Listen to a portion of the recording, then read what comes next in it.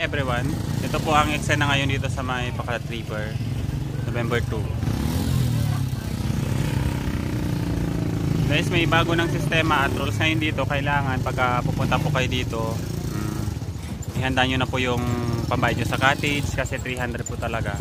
And then mayroon pong entrance fee bago kayo tuluyan makapasok dito. 10 pesos po siya per head. Pero pag mga bata, libre lang.